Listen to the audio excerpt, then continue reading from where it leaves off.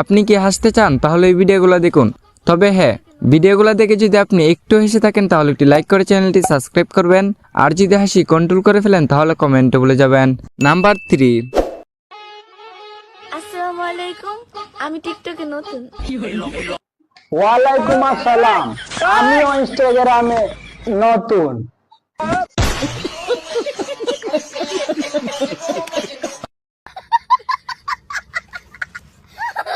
Number 2।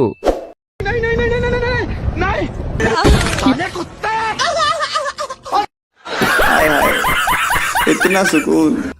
बात तो सही है।